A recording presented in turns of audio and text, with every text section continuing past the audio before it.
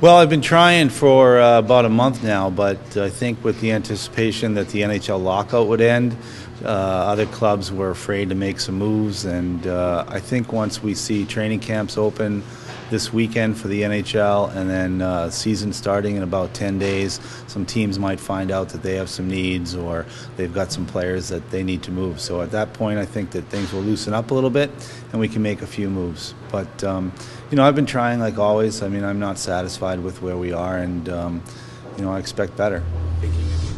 Yeah, it does. It does. Unfortunately, I haven't had a lot of success finding trading partners. I was able to make one move last week, Jason DeSantis for Brendan Nash. There's other moves that I'd like to make. I anticipate that I'll be able to do those types of things once when things loosen up with the NHL training camps opening up. So I was left to go out and find some free agent players and sign them to PTOs, which is what I did with Mike Motto and John Sim. But you can expect more moves. I know the players in that room know. They know me well, and they know that they can expect some things to change. It's not satisfactory at this point. Regardless of where we were compared to last year, whether we're better or worse, it doesn't matter. I expect to win here. I've always said that, and winning is part of development. And if these guys can show me they can win at this level, then I believe they can win at the next level. But right now it's not happening, at least not as frequently as we would like. Look, it's everything. It's not just offensive production. I mean, sure, we'd like to be scoring more goals, but we've had games where we've scored 4 or 5 goals and lost, It's a matter of everything coming together. I don't want to blame it on one particular area. I mean, we've got to put our whole game together. I mean, our special teams play is mediocre at best. And, if you're going to be a playoff team, you've got to improve that. Now, again, we were like that last year, and the coaches did a nice job in improving it. We were able to make some moves, and we changed some things, bring in a little energy. I'll try to do that again.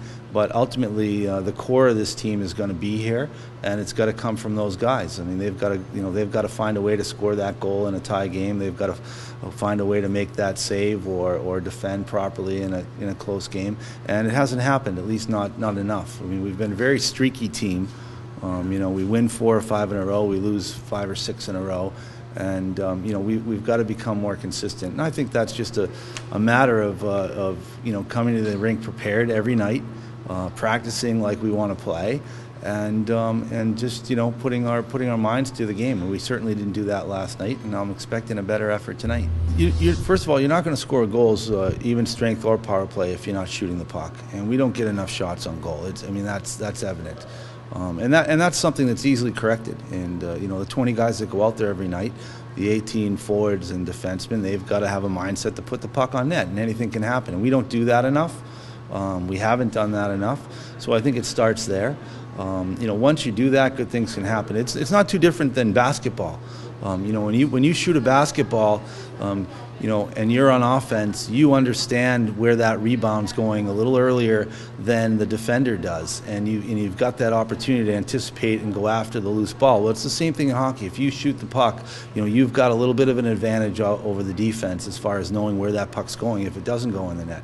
So good things happen when you shoot the puck, and that's what we've got to do more, both on the power play and 5-on-5. There's been games when they've played very well, but both of these guys have played much better than they have and more consistently than they have so far this year.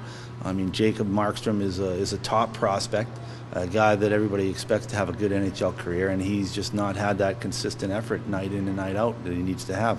And, Grummett Morris came in here last year and showed us that he can do that. But again, he got off to a pretty good start, had a few tough luck games early when we didn't score a lot of goals. But, in the last month and a half, he hasn't played at the top of his game either. So they've got to be better like the rest of the team. Well, I expect training camps to open on Sunday. We haven't been told that officially yet because the players haven't ratified the new CBA.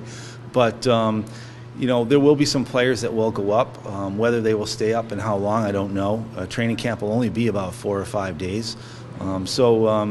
Given the fact that we play Saturday night in Austin, and then we don't play again until the following Friday, it's quite possible that we'll have most, if not all, those players back in time for the game in Oklahoma City on Friday.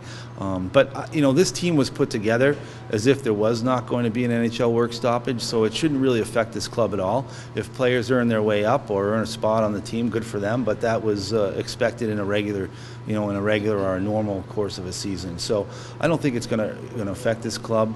At the same time, maybe that will help this club a little bit. And we've certainly seen a lot of Oklahoma City this year, Houston, teams that have probably 6 or 7 NHL regular players on their team. So maybe that'll give us a little bit of a jump here in the second half of the season.